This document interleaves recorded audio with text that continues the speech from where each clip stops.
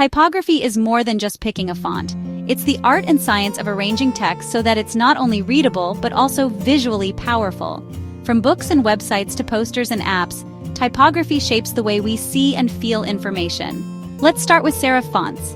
Serif fonts like Times New Roman have tiny decorative strokes at the ends of letters. They're often used in books, newspapers, and formal documents, giving a sense of tradition and reliability. Now, sans serif fonts. Sans serif means without serifs.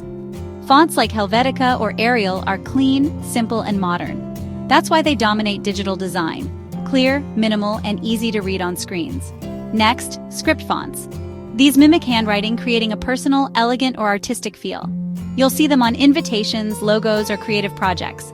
And then there are display fonts like Impact or Lobster.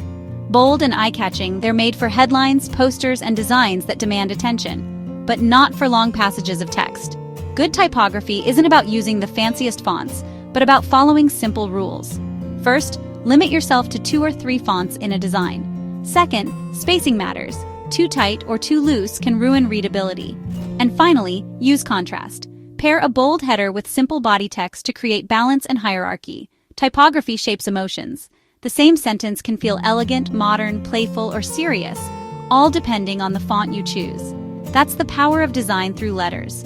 So next time you pick a font, remember, typography isn't just about design, it's communication. And when done right, it makes your message unforgettable. Subscribe for more design tips and keep creating with type, because typography matters.